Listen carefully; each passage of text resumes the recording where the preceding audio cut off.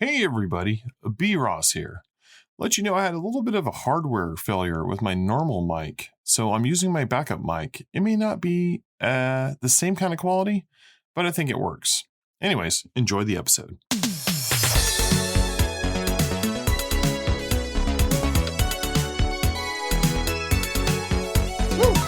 Noises. Welcome to Super Garbage Day, a retro video game review show where my co-host and I play a game 20 years or older, usually RPGs for some reason lately, that you, the listener, chooses. Every episode, we randomly pick a game submitted by the community to play, kindly dissect, and then discuss. Welcome to episode 98.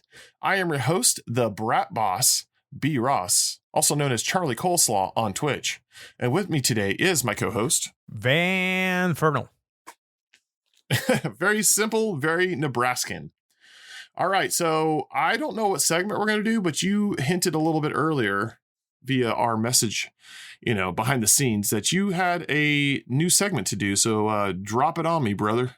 All right, so I wanted to try something out. So this segment is called Super Garbage Fighter Championship Edition Turbo Hyper Fighting Ultra. Or we can just call it the Retro Rumble for short, if that works.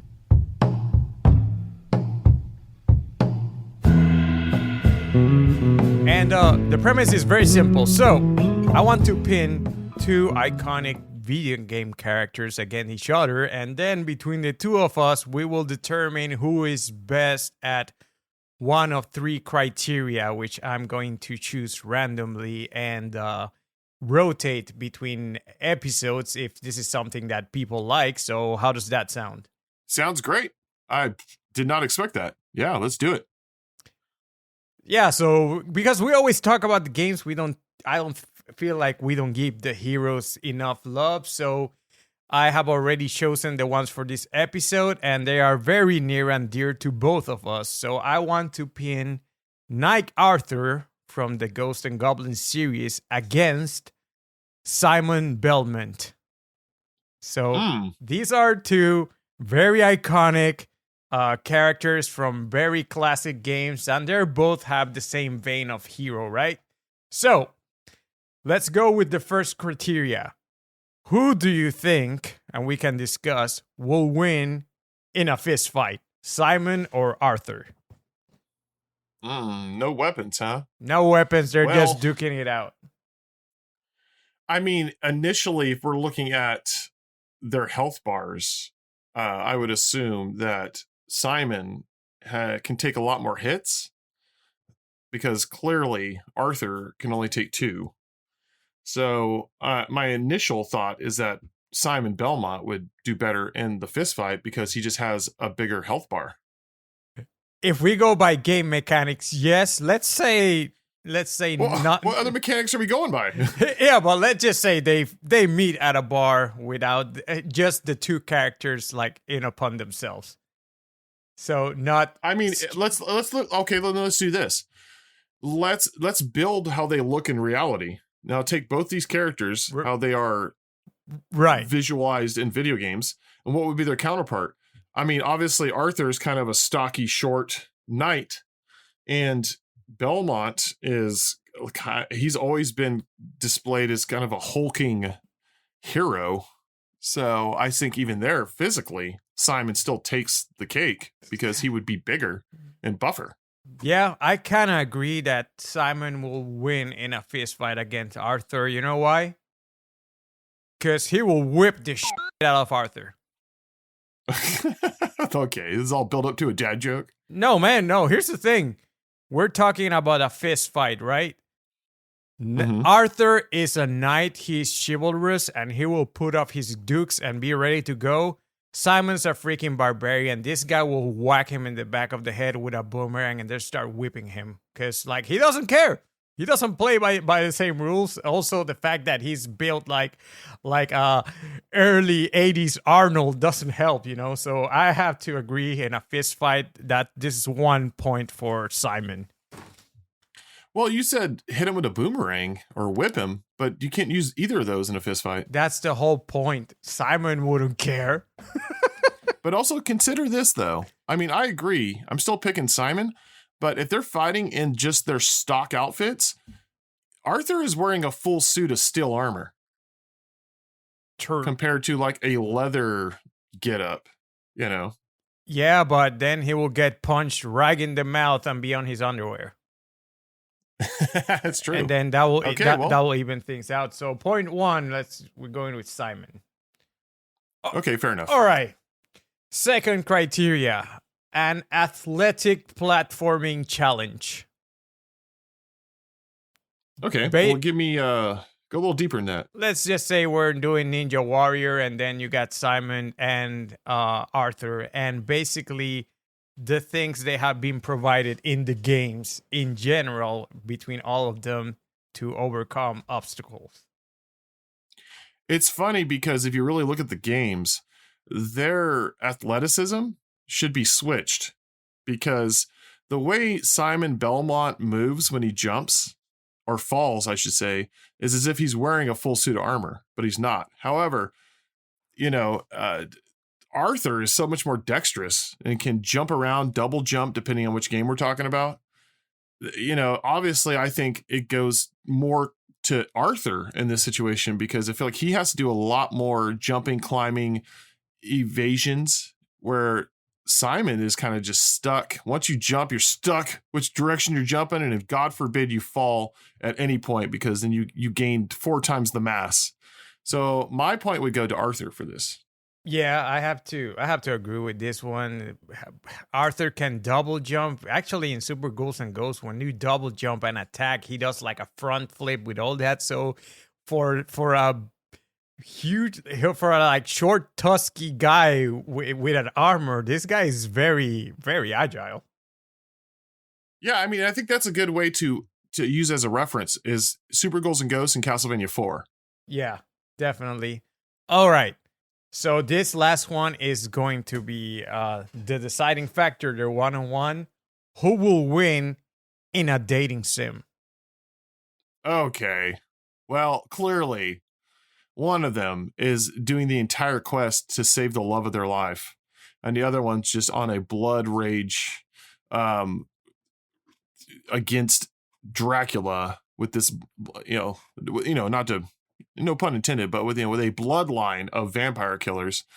And I don't ever remember, at least in the 16-bit era, seeing any kind of romantic slant with the Belmonts. So I'd have to pick Arthur, because his whole quest is to save his woman. Well, if you count Haunted Castle, Dracula literally kidnapped Simon's wife during his wedding. Yeah, but that's one instance. And if we're going from Super Ghouls and Ghosts, if I'm just saying that from my standpoint, if it's Castlevania 4 or Super Ghouls and Ghosts, yeah, Arthur is the big sweetheart. He's the one, he's chivalrous, like Simon is just out there to try to just rid the world of a enormous evil. No, man, and here's the thing, like Simon is built like He-Man and everything, but he's a barbarian. He has no manners. He will eat meat straight out of like a cement wall. Like this guy is like, but some women are into savages like that, man. So that's a point towards Simon, but Arthur's got the beard, and he always, like, it doesn't matter if he's out there fighting evil. He's always wearing his silkiest strawberry boxers. So he's like ready to go at all times. So I think Arthur he's like, I'm out there. There's always a possibility. So I always have to be ready. So we're going with Arthur. If you look at it from a standpoint of a woman, right, which neither of us are, and so it's a ridiculous concept to begin with, but if I had to choose which one I wanted to come to save me, I'd pick Arthur, because he's going to do what it takes to come and save my life, whereas Simon might do that, but it has to have an incentive of killing Dracula. Yeah, I agree. So Arthur will win. So yeah, man, it is a Retro Rumble. Our clear winner is Nike Arthur, who is apparently a very agile fuckboy, apparently. Yes. He's a hopeless romantic who can defeat the many, many realms and levels of hell just to get to his woman. He's very like Dante in those aspects. No, and he'll do it twice. Twice. That's the thing too. He'll go through hell twice just to kiss his woman on the cheek. Yeah. Absolutely, Arthur. Easily Arthur in that category. All right. Was that it? Is that the only matchup? Yep. This is it for now, and I'll keep rotating heroes and keep upcoming with more criteria. And if it's something that resonates with the community, then we can just keep it going. But I thought it'd be funny to just pin different characters and then see how they stack up. I like it. That's a great idea. Yeah. And if anybody listening likes this idea and you have some, suggestions for if you have matchups that you would like to see, just like bring them up and then we'll pin them together and then we'll see who is the ultimate champion. Actually, I can start making a bracket out of the hero, the winners. Oh, dude, can you imagine a bracket that's like all the characters and then people just submit like all the different categories and then you just pick them out of a hat so they're randomized? Instead of it being, which one is more of a ladies' man or which one's stronger in a fist fight, you just have a bunch of different scenarios and we just randomly pick it.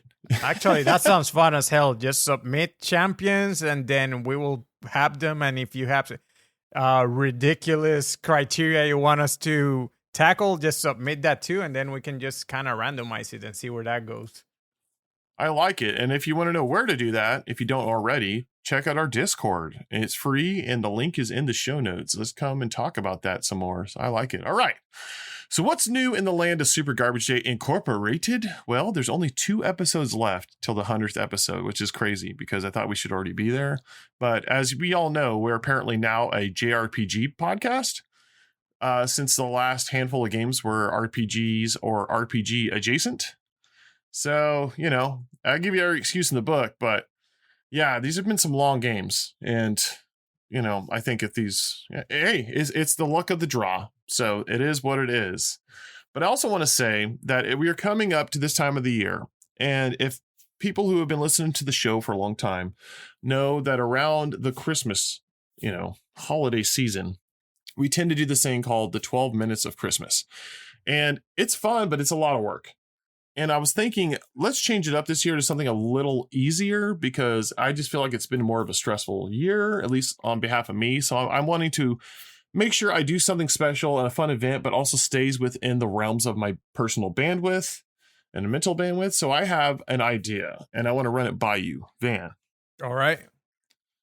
So I'm thinking of doing this new project for December called the Secret Santa Review, where anybody who wants to be a part of it, feel free.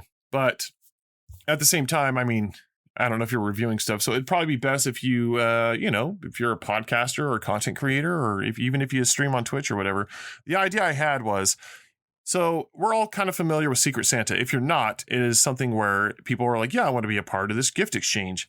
But instead of like knowing who is giving you the gift, it's randomly chosen. So somebody has to choose, or, you pull out of a hat names and you're like, oh, I got to buy a gift for this person. Let's take that concept and make it a game review. So I hope this works. This might be a little bit of hard to set up, but in this sense, I was thinking of setting up a separate channel in Discord called the Secret Santa Review, titled to be changed possibly to something better and more wittier. I have really low energy these days, so I'll figure out something creative to call it. And the idea is you get assigned a game that you have to play and give a review. It doesn't have to be a super in-depth review. You don't have to beat the game, but you just have to review it one way or another. And you don't know who is picking the game for you, but you get to, if you're a part of this, you will also get assigned a game. And you won't know who chose the game or why. And that's kind of it. That's the gist of it. You release either like a YouTube video, which I think we should do, you and I, on the Super Garbage Day YouTube channel, whatever games are picked for us to play and review. And if anybody else wants to be a part of that, let us know. I'll create the channel soon by the time this episode airs. And if you want to be a part of that, let me know. I think it'll be fun. Yeah, no, it sounds interesting. I like the fact that we want to include the community because it's a lot more fun when they're involved in this kind of things. Yeah, and no, you won't know who picked the game you have to review or why. And maybe we'll just disclose that after the event is over. But yeah, I think it would be fun instead of us playing, how many ever games, 12 games, and then doing 12 separate videos, which is great. I have a lot of fun doing it, but I'd much rather do something like this that's a little more easier to maintain and doesn't kind of hinder episodes of Super Garbage Day from being creative, because I want to get back in the mix of doing. I wish we were doing weekly episodes, but that's just kind of a tall order given our lives and everything. But I want to get back in the mix of just releasing more content, and I think this will be a nice little addition for December. So there's something extra. Oh, for sure. Looking forward to it. All right. Well, then we'll see who's all down, and maybe in a week I'll just close the submissions, and then have people give me all their games, and then I'll randomly pick the person and pick the game. Or actually, no, what I'll do is I'll pick the person that you have to choose the game for, and then you tell me what that is, and then I will tell them the game, and they will have no idea who picked the game or why. And it could be a bad game, a good game, maybe something you think they would love, maybe something you think they would absolutely hate. And they gotta review it. So I think it'll be fun. We're just changing it up, trying to get more spicy around y'all before our 100th episode. All right. All that put aside, it is time to ask the retro question of the week. This one comes from Mr. Vanfernal, who asks, what is your irrational gaming fear? Something that could only happen in a game, but the concept terrifies you in real life. And first to answer was Hoffenpopper, who says, I really have no fear on any games. Now, on the other hand, you want something that messes with me, it's high falls in a game. When I used to play WoW, anytime I fell long ways, I had to close my eyes, otherwise my equilibrium would go crazy. So I recommend you do not play Mirror's Edge. Yeah, no, Mr. Hoff. Yeah, the way high falls in games had a way of producing real life vertigo on you. It's kind of crazy. Like the Spider-Man games, if you just like drop and stuff, you start getting that nut on your stomach halfway down. Oh yeah, or unless you're playing Assassin's Creed, where you're like, I'm always gonna land okay in some crazy random hay pile. Yeah, the convenient piles of hay that can always next to the tallest buildings. Yeah, of course. Hey, it's video game, rules. So Danny Acme also adds their answer and says, just being a player character, fatalism. The concept that we have no free will and every decision we make is merely reactions to physical and chemical processes and the law of cause and effect. That concept has always freaked me out, and what better illustration than a playable character? A being that literally has no motivation until we exert force upon it. Wow. Okay, new fear unlocked. Like he had to go with the existential stuff, because now the concept of like video game character is horrifying. Yeah, I mean, and also there's no way to prove that isn't actually happening to us in reality. And it's just something my anxious brain thinks about a lot too, is like, are we just some super high level of The Sims? Like some technology we can't even fathom, that this is just a big, obviously simulation theory. This is really what this is kind of like falls into the category of. So on that note, something that I always thought that it's one of these things that pops to my head, which is weird. Like, what if I am the only important person in the whole universe and everything else that surrounds me just exists as my reality and nobody's real? The thing is, no one has any way of proving that to me anyway, because after I'm dead, you can't really prove that the world didn't cease to exist with me. Yeah, and I believe that's called solipsism. If my pronunciation is terrible, but I think that is the concept that it's a theory that self is the only thing that can be known and verified, and so your viewpoint of reality is the only one that matters. Yeah, but it falls into like egotism. Yeah, because the thing is, like, after I'm gone, people can have a laugh about it. I'll never know. Right. And so that's why I always like the name of that game, The World Ends With You. I thought, like, what an incredible name for a game, because that's kind of how I feel about just being alive. You know, the world may continue and things may happen, but realistically, the world does end when you die, at least from your perspective, right? Yes. Depending on how you feel religiously. But yeah, that's a game I need to play just based off the name alone. So yeah, thanks for getting us in this dark existential realm here, Danny.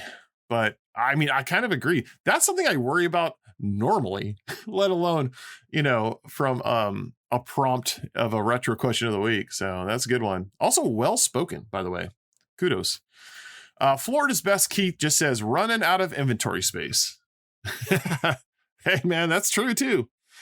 I mean, unless you're rich.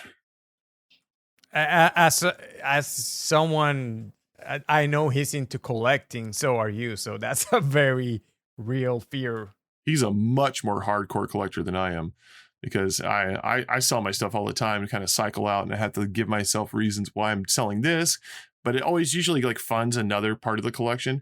I think he's a very much more like dedicated collector, and he has like such an impressive library of things. So I can understand that fear, you know, like, especially when you're married and, you know, you got to justify not just the purchases, but where the stuff's going to go. That's a whole nother level of anxiety that doesn't really exist usually in the gaming world. Yeah, that's great. All right. Mr. Miller says the possibility that mimics exist, that anything at any time could actually be a hungry maw of teeth and tongue, just ready to slurp you up, is pretty scary. Man. It's low key, like glory holes are kind of mimics, right? I mean, oh God, you're like, hey, look at this hole. There's definitely teeth on the other side of that hole.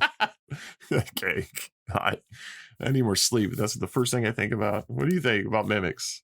I'm not too afraid of that. I'd be like, oh, thank God.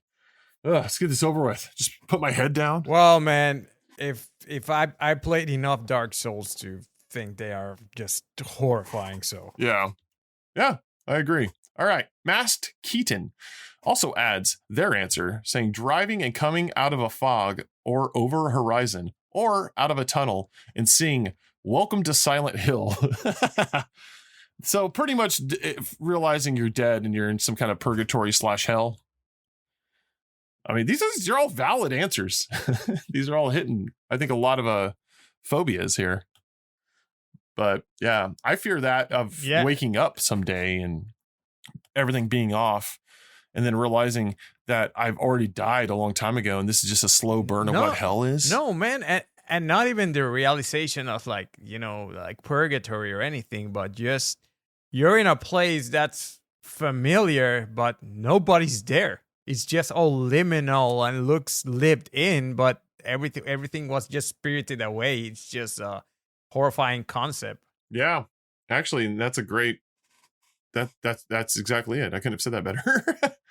All right, Van. Well, it's your turn to answer the question that you asked. So, Van, what is your irrational fear that could not, or gaming fear that could only happen in a game, but still terrifies you? So this came with the dawn of 3D games, and it is, you know, no clipping. You know, the clip for anyone who knows, like clipping is the collision that is programmed into a polygon model. So if there's a wall, it clips against the wall. You can't go through it. No clipping is going through it. But the particular one is no clipping to the ground, and then you're falling in the sky eternally.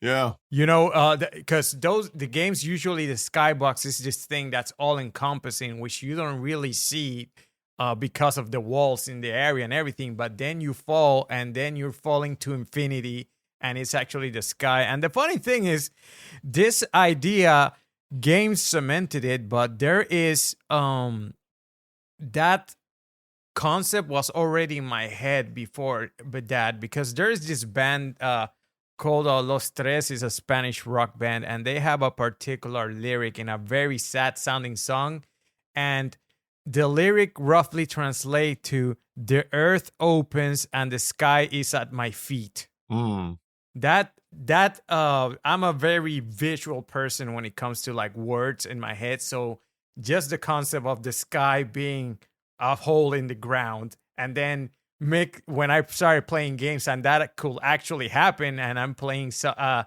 random game and my character glitched out and is falling in the sky, that just thinking of that randomly happening to a person is something that just horrifies me. Yeah. I guess the only way to play something that wouldn't be as anxiety inducing would be like Portal, right? So low key, kind of the same concept, but there's no clipping in Portal. Yeah, no, and it's also the concept of I overthink stuff, and then I'm like, okay, you're falling, so what's gonna kill you? Are you gonna starve to death? Are you eventually gonna go into shock? Is the blood gonna go to your head? How long will it take to go? all that stuff just kind of like keeps piling up. Yeah, no, that's a great answer. And also kind of in the same vein as like the Mass Keaton talking about coming out of a fog into a familiar place, but it's lost. It's kind of like this liminalness, like, because you reminded me of the Backrooms. And if people aren't familiar, Backrooms is all about, the initial story was somebody clipping in real life into the actual, what it is, kind of in the vein of the Matrix, like realizing, oh no, this is actually all a program. And I'm stuck now in these backrooms that are liminal and repeating infinitely and are full of like scary things. And so that's kind of funny that all these answers are really just like deep rooted phobias, technically. But I guess that makes sense for the, for the question that was presented. My answer isn't as good as everybody else's, but it's ultimately, I just think about, I'm not easily scared outside of reality. Like reality scares me more than anything. That's why I have a hard time finding movies that really scare me or video games. So when I thought about this question, I thought, my mind immediately went to Amnesia, because those are games I can't play. There's only a couple of games that I've attempted to play and I had to stop because it's too scary. And so my idea, or at least my answer in this situation, would be being absolutely stalked by something that I don't understand or that I don't even want to look at. And I'm weaponless. I'm defenseless. That to me is terrifying. I think like Alien Isolation. I think obviously Amnesia. I think of some parts of Subnautica when you're really in the depths, Subnautica especially. I don't have a fear of the ocean, but that game has given me some deep terror that I haven't experienced in a lot of other games. So I think it's just being stalked by something and I'm defenseless and I have to hide all the time or figure it out. That's so it's more the existential feeling of helplessness, pretty much. Yeah, like being stuck in a scenario where I don't even know how to get out and something is actively trying to kill me.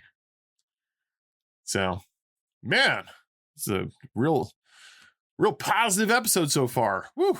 Well, if you want to submit your question for the retro question of the week and the month, I guess at this point, join the Discord. We have a channel on it. Go in there, fire them off. We have a great community of people that always answer, and also, fire off as many questions as you want. They'll always make it on the show one way or another. Appreciate that. So now it's time to ask, what are you playing? Van, what are you playing? So recently I got the Outlast Trials. I don't know if you played it or are familiar with those. I had to review Outlast 1 on Backlog Eternal, which is another game that I wanted to quit because it's very similar. I should have brought that up too, Outlast. My answer. Yes.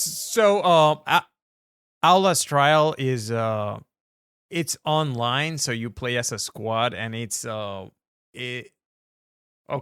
objective based. So there are these objectives you have to get through, like together and everything. So it has a lot of parallels with the other Outlast, the night vision and that kind of thing. But I've been playing them with Mrs. V, and it is freaking hilarious because she is always a nervous mess when she's playing these games. So there's just constant screaming and stuff, and crazy thing happens in the game. So sometimes you will get sprayed with hallucinogenic gas, and then you lose your sanity, and weird stuff starts happening on screen. So she will set off a trap or something and be tripping balls, and I hear her screaming, but I will see her character model running down the hall, and there's literally nothing there. That's cool. So it is very like funny, and I was attacked by a random guy that popped out of a locker, and I'm fighting him, and basically that made my sanity go crazy. So I jump out of a window, and I see Mrs. V come out of a door, and I don't know how she got that far because I clearly left her behind. And then she walks right up to me and starts stabbing me. And when I see her name said Mrs. like 0V, it was slightly misspelled. So it was just like an apparition. It wasn't her, but it looked just like her character model, and the name was just slightly misspelled. That's awesome, dude. I didn't know this game existed. This reminds me of like Eternal Darkness. No, man, it is a lot of fun, and you can play up to 4 people, and I strongly recommend it because it's one of those that the moment to moment is just so much fun, and I think there's a community submitted missions and all that kind of stuff, so it's pretty much an endless amount of content. But if you want to have like a fun time, just like being scared and a lot of chaos going on, this game is great, and especially like I'm enjoying it because I'm playing with the wife, and it's just seeing her reactions to all this is priceless. Yeah, that's cool. That's such a great concept for a game, because I know like Phasmophobia did a little bit of that, but not to that level to where like you don't know what's real or fake, and you might be getting attacked by your own teammate, but it may be an apparition. It's kind of genius. I didn't even know that can make for such fun times. Yeah, it's funny because I was playing with a buddy of mine for a while, and I did see an apparition of me right next to him. So I kind of stopped, like, and he didn't know, he was right next to this thing, and he didn't know it wasn't me. So I told him, dude, who's that? So he turned around and he started getting stabbed by my doppelganger. So it is. Oh, dude, that's cool. Yeah, I'm interested. So.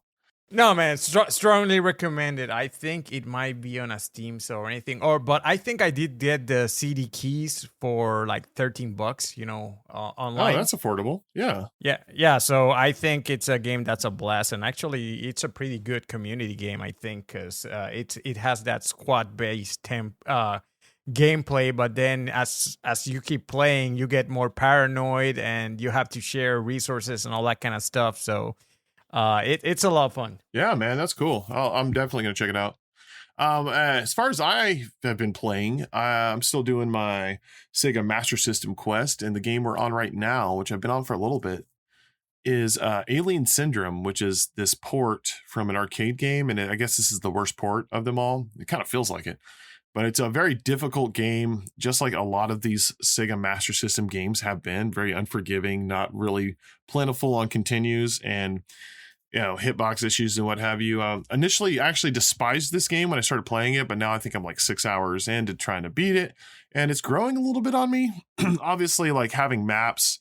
One of the people that kept dipping into my stream was this person named Patak, and he actually has like the second world record in it, and so he's been an enormous help in figuring out the nuances of the game. And the game's actually kind of okay. It's one of those games at first I'm like, oh, this is awful. And now I'm like, okay, it's all right. It's all right. So that's what I've been playing lately. You can check me out on Twitch. Just look up Charlie Coleslaw as I try to beat the entire North American SMS library. So yeah. Also, by the way, you and I need to play some 7 Days to Die, because I feel like you'd love that game. Well, we got all the stuff out of the way. We're 30 minutes into this show, and it's time to talk about the game of the episode, which is a very interesting RPG, JRPG specifically, because there was never a European or North American release of this. And that game is called G.O.D, Growth or De-Evolution, Heed the Call to Awaken, for the Super Famicom. Yeah! Growth or De-Evolution, Mezamiyoto yo Yuba ko Gagai Kikoi. Nailed it. Or known as Heed the Call to Awaken. is an RPG developed by Infinity for the Super Nintendo Entertainment System, published by Imagineer in 1996. In the game, it is the year 1999, and a 10-year-old boy named Jin, fresh out of school for the summer and bicycling across Japan to visit family, witnesses an alien invasion that promptly wrecks human civilization. Tell me if you heard this story before. All right, let's talk about first impressions. Okay. Well, here we go. I don't know. What was this game? Is this RPG 3 or 4 in a row? But, I got to preface this entire continuing review by saying that I have fatigue, RPG fatigue. And I understand the point of the show is to have fun, play games, but man, realizing doing one after another, it's, regardless of what order these went in, I feel like, the fourth one, the third or fourth one at this point, you're just gonna be a little more like, okay, let's do this again. But unless, obviously you're an enthusiast and that's your favorite genre, but just giving you a little heads up that, there's a little RPG fatigue. It's kind of hard not being biased when it's basically the fourth in a row in terms of not being super thrilled to play it, but we will do our best to try to be as objective as possible. For sure. And my first impressions were, I thought this was an RPG Maker game. So it just gave me that visual aesthetic vibe of kind of homemade. I can't really describe it other than back in the day, I was heavily into RPG Maker and the tile sets and everything. And I think it's just the way the sprites look and the text box and everything. It just felt a little homebrewed. And also, let's just address the elephant in the room. This game is heavily inspired by Earthbound. I don't think that can be denied. Because the first thing I thought about was this character looks like Ness. And you're living with the single mom, and then you ride your bicycle. And, as you play the beginning story, there's this thing that crashed, this in this case, it's not a meteor, but it's like this.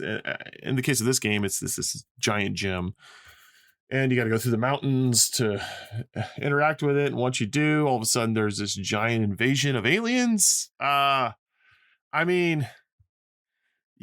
And I thought okay, well, I'll give the game the benefit of the doubt. Came out after Earthbound. It's at the very end of the SNES's life cycle. Of course, games are going to take inspiration from other games. But it did a lot more later on that made me think a lot more of Earthbound correlations here. But initially, I'll just tell you straight up, honestly, my first impression was, please God, not another JRPG. And then it kind of looks homebrewish, and it looks like it's kind of ripping off Earthbound. So my first impression really wasn't the greatest. What was yours? Yeah, so I haven't properly played Earthbound, but it was clear that this is... Look, I'm gonna call it an homage, because this is so blatant that it's not, you can't call it a ripoff, because these people knew exactly what they were doing. And definitely the guy's even he is dressed literally like Ness, with a side cap and a striped t-shirt, and then he's riding his bike and everything. So I think that was tongue-in-cheek, which is something I found this game did a lot of, because it breaks the fourth wall a lot, and it takes references to other Japanese pop culture. For example, that when the spaceship attacked the town, and you clearly see an explosion like in Akira. Yeah. The dome shape, and then you wake up in G.O.D Tokyo, which is clearly Neo Tokyo, yes, which is another Akira reference. So I think this has elements of a parody RPG. So that's where I see they were coming from. But if you didn't think that way, you would just dismiss this. This is clearly a Earthbound ripoff. Yeah, that's what my initial thought was. And at first I was kind of on deck, because we all know how I feel about Earthbound, but it didn't really start off with the same charm and charisma as Earthbound does, or even the quirkiness, which kind of makes that game really its biggest characteristic. But yeah, it wasn't so much off to a good start, especially being the latest JRPG we had to play in a row. But, you play the game more and you experience a lot of it, and then you give your opinions on the gameplay.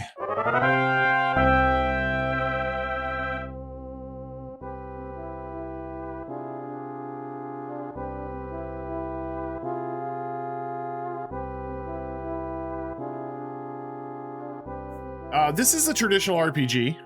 It's turn-based. It's got the combat aesthetics of, I'd say it's closer to Phantasy Star than it is Earthbound in its combat system, at least the way it looks, but we're not talking about graphics and audio. And it has its own systems. It has a lot of things in it that are actually kind of innovative for the genre, surprisingly. But ultimately, this is the same story over again. You have to save the world. There is also a similar 10 years later situation. You play the first part of the game as a kid, and then, something happens, and then there's a prison situation, and then it's 10 years later. But in this case, it actually takes place in 2009 is the future environment. That's the date, which I found interesting. It's a modernized RPG in that sense. And it just to let you know. So you get 4 characters, 5 technically, but 4 playable characters. You have to find them throughout the world, through the story, through the adventuring, and yeah, I'm just gonna name these off. So you have the kid. Now they're adults, but you have the kid in the red baseball cap. And then you have the blonde guy who doesn't use magic, likes to use technology. And then you have you have to also make a parenthesis that this guy, they may go out of their way to let you know he's American and he has guns. He looks like Guile too. Yeah, he is violently American. And then you have the girl. I'm just saying this from like I'm just viewing it as not descriptive as I can. And you have the girl who's really good at using, psychic abilities and magic, and she also is a leader of a cult. That can't even remember another game where you get a character who has major psychic abilities, and there's a cult involved when you find her. And then of course, and let me tell you, in a complete whole super original decision creatively, the last character is a monk who prefers hand-to-hand combat. My God, bravo game. I've never seen this assortment of characters ever in another RPG on the same system. Yeah, you got to be kidding me. I mean, that alone. Now, just to say I didn't get to the monk, I played enough to get to the third character, but my God, that's literally the characters from Earthbound. Even to the point of how they're utilized. They have the same strengths and weaknesses as the characters from Earthbound. And of course, the storyline is, these alien creatures have come and are trying to take over the world. So you have to go through, and I will say the game is enormous and it's expansive and there's a lot of exploration to do. And we'll get a little bit more into its systems of combat and inventory and magic, or in this case, it's called Psycho, which is completely original. You ask me. I've never played another RPG game that would even use the first 3 letters of Psycho for it to be its magic system. Definitely not Earthbound. And you traverse this giant quest to find these 7 spots that have 7 stones throughout the world. To fight this overall arching out of this world evil. I mean, my goodness. Okay, that's it on the surface level. The way the game really plays is it's an RPG. It's very text heavy. There's a lot of exploration.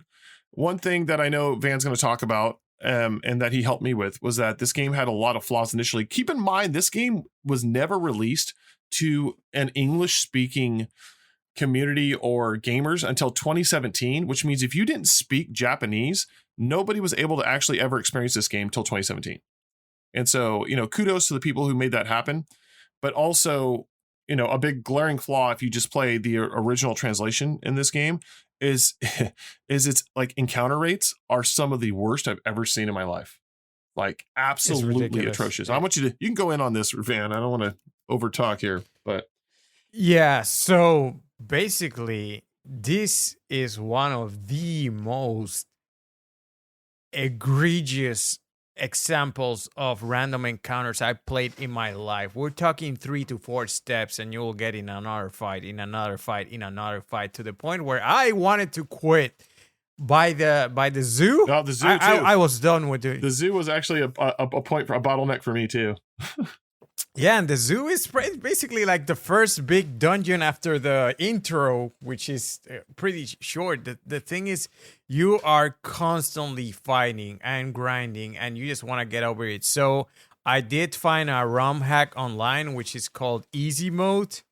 And what it does is basically it cuts the encounter rate in half and doubles XP. So technically, you are not really making the game easier. You're just cutting your workload in half. And that actually made it way more manageable and let me advance through the game.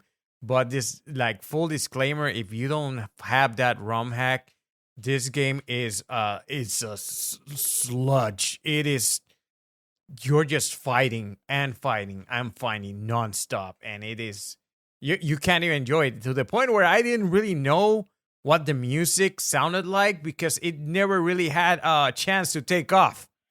Yeah, and it also kind of hinders, like, if you have any interest in the story, because it's happening so often that you feel like the story bumps are so far and few in between to where you're just struggling to try to just stay alive. Luckily, though, the game is extremely generous. If you're playing it stock this way is what I mean. Extremely generous with like save points in the game. Like, there is a lot of places to sleep, and generally for free. And I think they actually did that initially because they were like, yeah, there's a lot of encounter rates here. But the quality of life patch makes the game so much better balanced. And you would think by 1996 that, well, yeah, just lower the encounter rate before you release this, because if somebody wants to play an RPG, especially for the story, you're really hindering this experience to even get immersed whatsoever by taking 2 steps and fighting generally the same thing over and over and over, depending on where you are. And another thing I want to add about that zoo, it was another reason that I felt like it ripped off Earthbound, because in Earthbound Beginnings, which was the first Earthbound to come out only in Japan, it was on the NES, the first dungeon after you do the beginning area is a zoo with animals that went crazy. It is the same storyline there.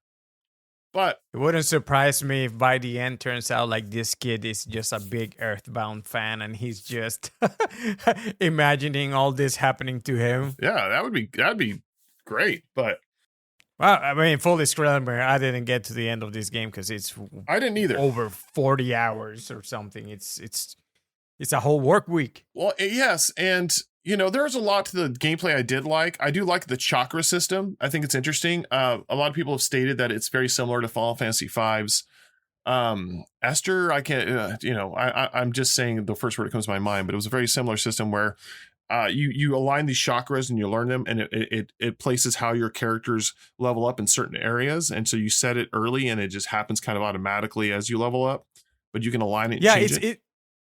Yeah, it's very cool because you have I don't know, it was something like 7 chakras and something, and pretty much as you fight, you will automatically start leveling the chakra you chose, and that will unlock abilities within that chakra. Yeah, which was interesting because that will actually help you overcome whatever your character's weakness is. For example, the American guy, he just shoots and stuff, but you can set up the healing chakra, and then he will actually gain a healing spell, which is something that character did not have at all. So you can have that on your back pocket. So your characters are usually good at one thing, and with this, you can actually make them better in that particular aspect, or kind of overcome their weaknesses. So adding every character a cure spell using the chakra system, that's something that's always useful if your healer actually died or something. So it was actually pretty interesting. I did like the idea of the chakra system where you will also like auto heal. Certain characters will auto heal a little bit after every fight.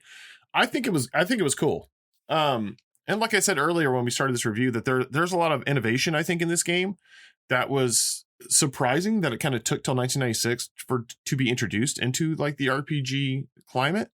And that's definitely one of them, even though I discovered that it already existed in Final Fantasy V. At least it's a very similar adjacent type system.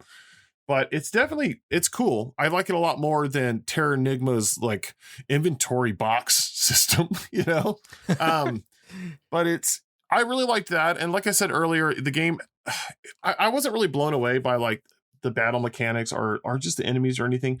Once especially you use the patch, the game is a lot more forgiving. And I would almost say it's almost too easy at that point. But, you know, this game is better experienced for its storyline, even though I wasn't particularly engaged because I kept being taken out by how, like, I just didn't really like a lot of its design.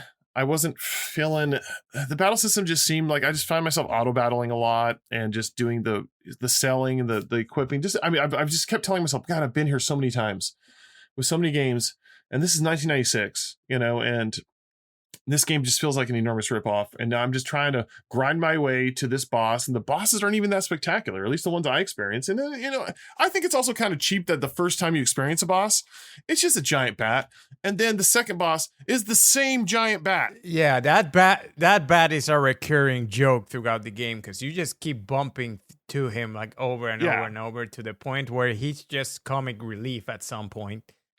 Yeah, but there are like other cool bosses later on. I don't want to just you know, encapsulate it all into being like they're lame bosses with whatever.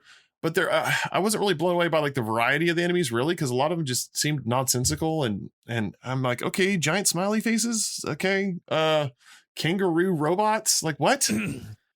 Yeah, I mean, they do explain that in the game that basically the alien race that is taking over humans is they have this psychic thing going on, and pretty much they're making physical manifestations of the fears and the imagination of people. So kind of like how Stay Puft became a thing in Ghostbusters. So that is why some are smiley faces and some are just stupid. It must be like the imagination of a kid coming back to life for whatever type of boogeyman they had in their head. So there is at least a lore explanation for how overall stupid to make a giant smiley face as an enemy. I mean, it just seems like a stretch to me to just be kind of lazy. But yeah, I'm just telling you how the game told it. It's a cop out, definitely. It's like, why is this like giant flower with a smiley face being an enemy? It's like, yeah, it's just, you know, it's just human imagination. Okay, dude. Yeah, and but you know, another thing too, this game does it is within its story and lore, it's really big. Like you start in Japan, but you go to like different parts of the earth. You go to Moscow, London, America, and don't stop me if you've heard this before, but you travel the earth and go to completely different parts of it with different cultures and story beats that have their own problems that have to do with this giant Gygus. Sorry, I mean. Overarching evil god, space creature, and you know, it never captured me. I just kept playing it, and I'm like, I found myself kind of just quickly going through like the text prompts because I was so unengaged. I'm like, okay, is there anything in here that I need to see, or it gives me some kind of a story bump towards the next thing I need to get, or a person I talk to, or whatever next to a mini boss and what have you, because like we've already done this. We literally done this. Everything that's in this game, we have experienced at least a little bit in here or there from Dragon Quest V, from Terra Enigma.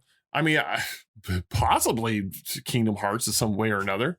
But I'm like, okay, this is generic. And everything that the story's trying to do, it seems like a big, giant stretch of the imagination. But I will say, though, one thing this game does really well, and its mechanics that I was going to say it really kind of blew me away, was its save functionality. So, you know, it gives you a lot of opportunities to save, whether you're sleeping in the bushes or like in an alley or an actual inn or whatever. And every time you save, it actually documents like the story thus far to the game and like a journal. It just does it for you, which I was like, why didn't other games do this? This is such a genius idea. So if you take a break from this game and come back, you just have to read through like the save log, and it just gives you all the story to the point you are, and an encyclopedia. Yeah, I was gonna comment on that because I actually found a lot of the intrigue in while I was playing in saving and then reading the log. So the interesting thing is, so this kid pretty much he saw the alien invasion and pretty much got amnesia for 10 years, and he's looking for his mom because he doesn't know if she's alive or dead. And the journal is from the point of view that he's writing to his mother. So it is very interesting that he is documenting how he feels and explaining the events. If he meets a new character, he will tell you what his initial impressions of the character is. So you can actually really get into his head, and he's a way more nuanced character than what actually happens in the game. And the thing is, something like this was done later in, if you remember Metal Gear Solid, if you save the game and you load it, it will give you the story so far, like recap. So this felt very similar in that aspect, and I thought it was great because there is way more story in those journals than in the actual gameplay. Than there is in the gameplay, yeah, and the story's kind of crazy on top of that too, especially when you get to like the cult, and it gets out there, and of course the game's called God, but so there's a lot of emphasis around the creationism and a lot of other things. But I thought every RPG moving forward should just be the standard. Like, it should have something like this, because that's one of the biggest complaints I have as a person who, especially now with my limited bandwidth in life, and I'm playing a game like an RPG, I'm not going to be playing it every day. I mean, I might take a week off and come back, and I'm like, I don't even remember where I am. I got to reference like a walkthrough and any part of it that looks familiar. So I'm like, oh, okay, I did do that. And this game just automatically does it for you on a 16-bit console. Like, it's phenomenal. That should have been in every game moving forward. RPG. Yeah, it was pretty ahead of its time. I don't know if this is the first game that did that, but I don't remember any older game doing something like this. And even newer games like, let's say, Dying Light, you remember when you load it, there's like a recap where the guy's like just talking to himself, saying what's going on and that kind of thing. Yeah. So this is something that I don't know if it came from here, because again, this game never left Japan, but I think that maybe Metal Gear or something was inspired by this, but it is definitely something that should be more common in games, especially like JRPGs, with any kind of hiatus and you don't know if to start the game from the scratch or to pick up where you left off. Yeah, and even though it has that, and I think that's great and important, and it's a really big game and it's got a lot going on as you with your adventure as Jen, I was just so bored. Like, I'm just gonna be completely honest with you. I was bored out of my mind, and I couldn't. I like I said, I couldn't get immersed into the story. And I'm gonna keep referencing every time we have to review or play RPGs. We keep referencing Dragon Quest V, because Dragon Quest V nailed it for me and kept me engaged, and I loved every bit of it. It sucks because that kind of set the standard for this run of games on our show here that we have to play in a row, pretty much. But this game was not clicking with me, and I was hoping that it would, because I know when I first started playing Dragon Quest V, I didn't think really highly of it. I thought it was ugly. I thought like, oh great, they were just doing another grindy RPG, but then it proved me wrong. The more time I put into it, the more time I put into this, I just felt like it was the same thing over and over and over, and it was really just heavy text base. A lot of like trying to figure out. It's throwing so many different characters and scenarios at you, and I was like, I'm not engaged. I'm not engaged enough. And yes, the patch helps because it makes the game easier. But at that point, I was just bored out of my mind doing the same thing over and over and over. And I do like the combat system for the most part. I do think like the animations are cool. I do appreciate that when you put on armor, it shows up on your character in the fight scenes, which I always give kudos for any game, especially prior to 2000, that would ever do that. I do think it has an easier system, in and shopping system and all that stuff. It's not as overly complicated as Terra Enigma was, but it really boiled down to that I just wasn't having fun, man, in regards to the gameplay, and I was just like over it. I was like, I didn't want to continue anymore. I put enough hours into it. I've seen everything I think I'm going to see. I don't think anything else moving forward is going to change my opinion on this game, especially the more it became closer and closer to Earthbound storyline, or like the obvious nods are there.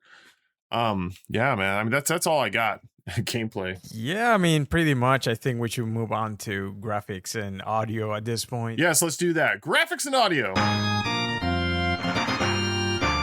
This is a late stage SNES game, and so it has late stage SNES graphics for the most part, and not so much in other areas. For instance, like I said, I kind of felt a little RPG Maker-esque here. There was just things in it. I don't know. Maybe it was the text boxes. Maybe it was some of the sprite work. Maybe it was just the way things looked.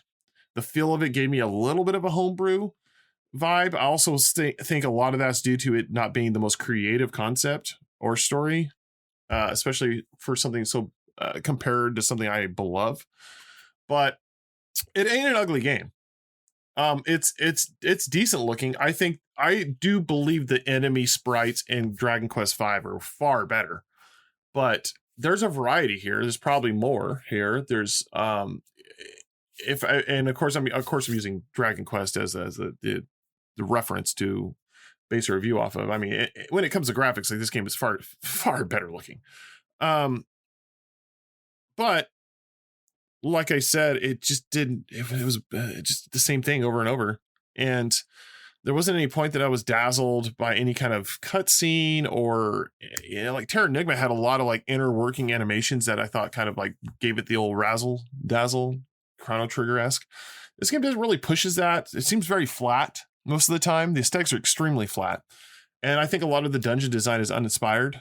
You initially get that feeling with the zoo when you're like, okay, so this is just, I have to go a certain path, but it doesn't feel like they're being very creative. They're just blocking certain areas. It's a serviceable game graphically. It's probably above average in the way it looks, given the year it came out. Compared to its peers, it looks a little better than some. It doesn't look as great as the others. It's all right. It's got a lot going on. A lot of tile sets, especially because there's so many locations and so much going on, that it's impressive in those ways. But, you know, I'm not going to say it's great. I would just say it's above average. And in regards to its graphics, its audio, I didn't care much for. And I know like a lot of people said they love this game. It actually has like 52 tracks. Like, it has a ridiculous soundtrack. But it just sounded very muffled.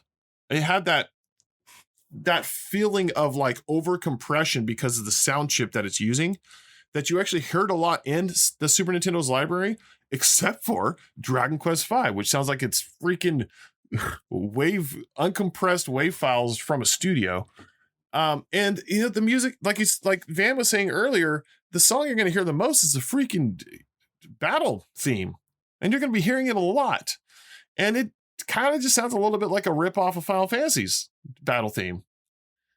And nothing in this game was jumping out at me really graphically or music wise. It was above average, and it wasn't subpar. There was effort put into it, but it wasn't redeeming for me. And I think it actually added to the boredom, and it added a little bit to it feeling not even like a real RPG. I just kept feeling like this game was made by some fans, you know, but it was like a very well-made project, like exceptionally well-made project, but it wasn't made by an actual game studio.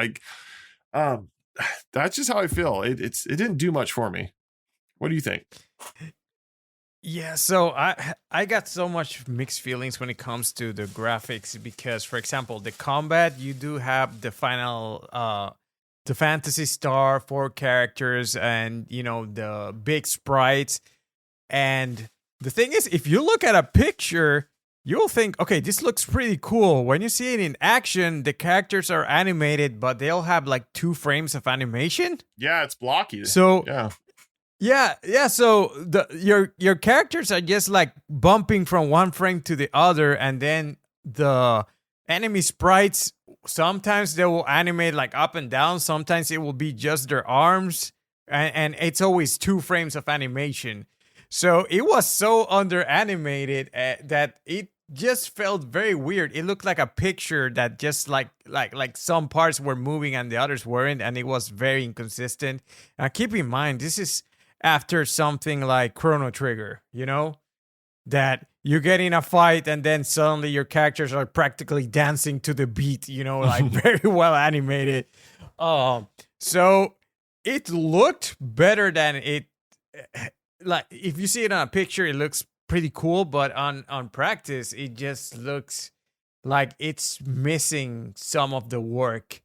And the music, again, you're fighting constantly, so that fighting music is gonna be in your head. But the actual soundtrack itself, I do know there were some dramatic tracks that were pretty good, but overall, I can't really remember the scores. And I know there's other RPGs that the music out of the gate, it grabbed me and I can remember easily. And it is because the music is just constantly interrupted by the grind. But overall, I think you nailed it. Graphics and audio, they're not great, they're not bad, just very mediocre, like middle of the road. And I feel that is just the overall feeling in general of this game. Like everything is perfectly serviceable, but you've seen 99% of it before, even the story, so it is kind of easy to understand. Not only was it released super late in the lifetime of the Super Nintendo, but you can kind of understand why they didn't go out of their way to get a Western release of this. Yeah, absolutely. And I think that's all there is to say. So let's go ahead and give our verdict. So, growth or de-evolution or God, heed to call the awaken, is your standard late SNES JRPG that definitely wears its influences on its sleeve, tries a little bit to innovate areas, but ultimately falls flat when it comes to the overall sum of its parts. It really seems like a game that RPG enthusiasts would really enjoy, and I actually would go as far as to recommend it to people who love RPGs, specifically JRPGs, with the caveat that you use the patch that makes the game easier, because the encounter rate alone will absolutely break your immersion or any kind of momentum you're building while playing the game.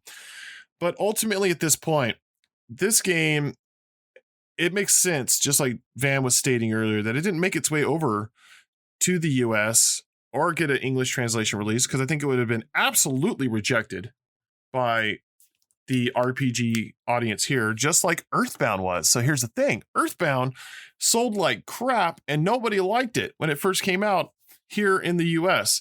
So you're telling me you're going to release something that is not as good and biting heavily off of that? There's no way this would have not saw the light of day in regards to sales figures or return on investment. And it's ultimately because it isn't Earthbound level. It isn't Chrono Trigger level. It is not Dragon Quest V level. It's not even Terra Enigma level. And I'm not saying Terra Enigma is bad, but I'm saying there's just so much more soul and more love put into those games, where this one just seems kind of like an overblown fan project. And by all means, it's not a bad game, but it's only recommended to people who want to play every JRPG that the Super Nintendo had to offer. And with that, I give it a C-. Van. All right, so I mirror a lot of what you're saying. This RPG is just not it doesn't stand out almost in any way, and being the fourth one, because I'm kind of throwing Terra Enigma in there, even though it's technically an action. Well, it is like an action RPG. It's adjacent.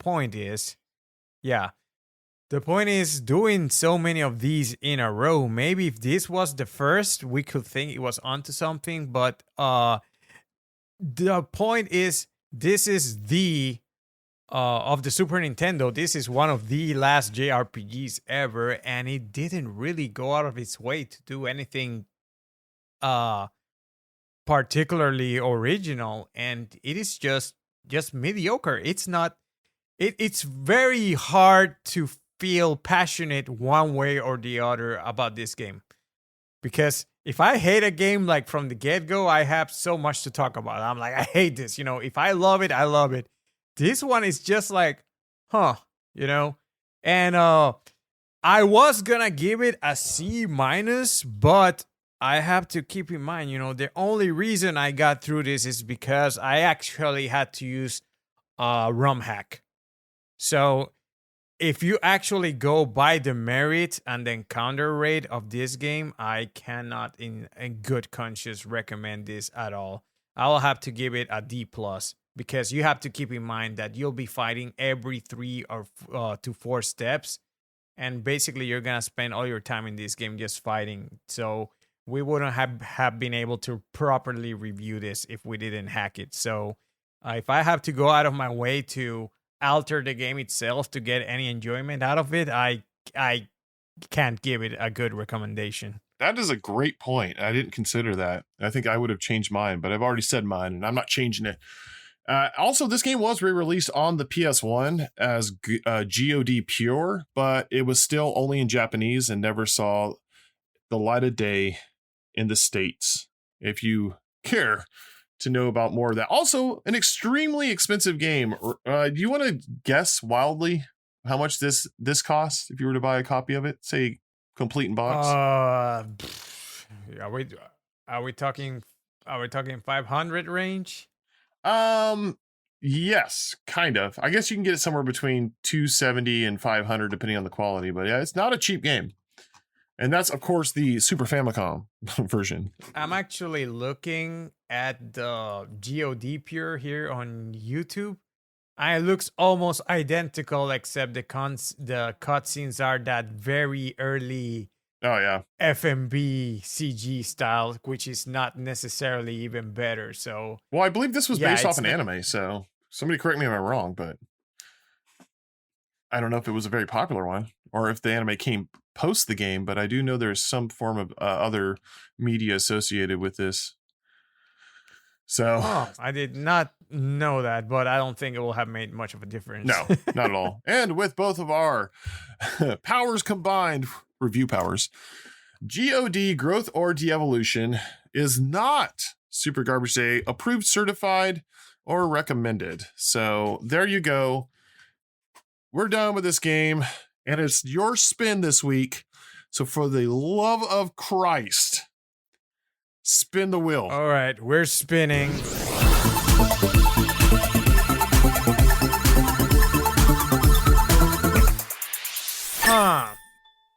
Okay. All right.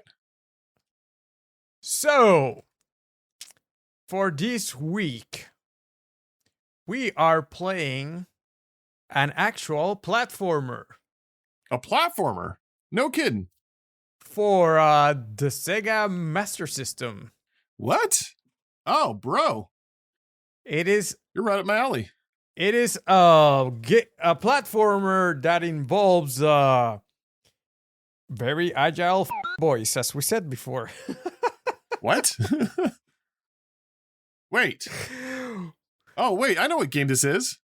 Yes. Put 2 and 2 together. Oh, is this Ghouls and Ghosts on this Sega Master System? Yes, we are playing Ghouls and Ghosts for the Sega Master System for next week. Wow. Okay. Well, hey, it's time. That is a nice change of pace. Yeah, I hope. But that game is. So I've played the first on the NES, and then I played Super, and I beat them both.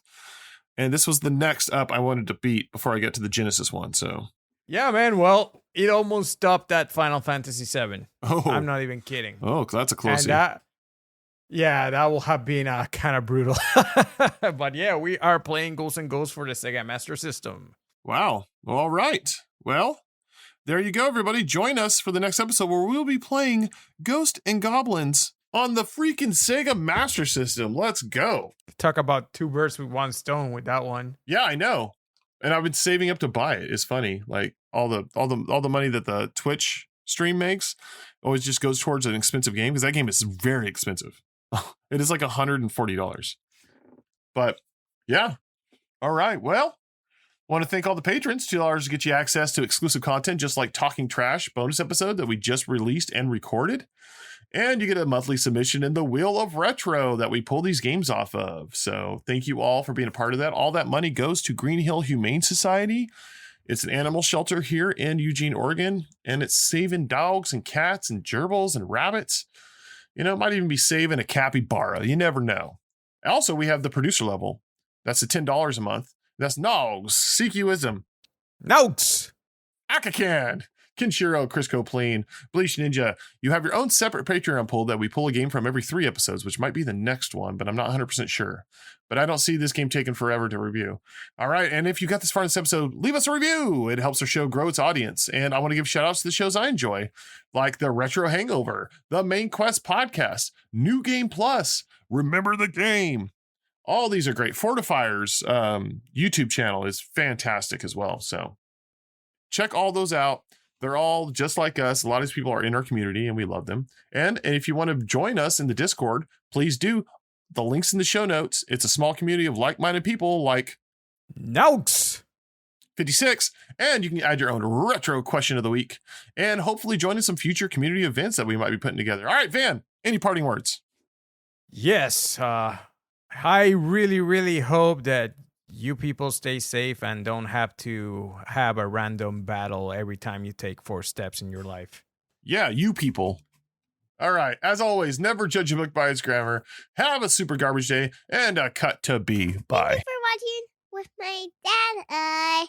I just want to say everybody, guys, bye.